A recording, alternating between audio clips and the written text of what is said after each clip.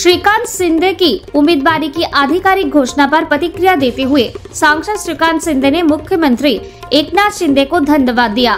महायुति के सभी नेताओं ने मुख्यमंत्री के साथ साथ उप मुख्यमंत्री देवेंद्र फडणवीस, उप मुख्यमंत्री अजीत दादा पवार को भी धन्यवाद दिया। कल्याण लोकसभा क्षेत्र से एक बार फिर तीसरी बार आधिकारिक घोषणा हो गई है। दोनों स्थानों की घोषणा या तो थाने या कल्याण में की गई थी। इन दोनों सीटों पर महायुति के भारी बहुमत से जीत होगी। नरेश मस्के एक साधारण कार्यकर्ता है। उनकी राजनीतिक गतिविधियां नगर निगम से शुरू हुई। आज मुख्यमंत्री एकनाथ शिंदे के आशीर्वाद से उन्हें थाने लोकसभा क्षेत्र से उम्मीदवारी मिल गई।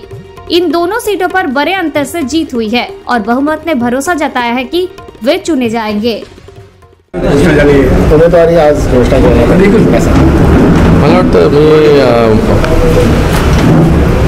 माननीय मुख्यमंत्री एकनाथजी शिंदे साहेबांचं खूप खूप धन्यवाद व्यक्त करतो। सगळ्या महायुतीच्या सर्वच्या सर्व जे नेते आहेत, माननीय देवेंद्रजी फडणवीस साहेब असतील, अजितदादा असतील, या सगळ्यांचंही खूप खूप धन्यवाद व्यक्त करतो की पुन्हा एकदा जे आहे की तिसऱ्यांदा या कल्याण लोकसभेमधून जे आहे हे अधिकृतरित्या घोषणा जी आहे ती आज झालेली आहे। आज ठाणे असेल किंवा कल्याण असेल, या दोन्ही जागेची घोषणा झालेली आहे आणि या दोन्ही जागा ज्या आहेत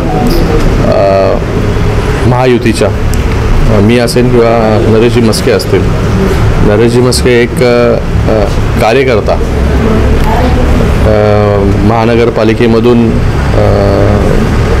ज्यांची सुरुवात झाली, आज जे आहे हा ठाणे लोकसभा त्यांना रिप्रेझेंट करण्याचा चान्स जो आहे, ठाणे लोकसभेवरती उमेदवारी जी आहे ही माननीय मुख्यमंत्री एकनाथ शिंदे साहेबांच्या आशीर्वादाने मिळालेली आहे।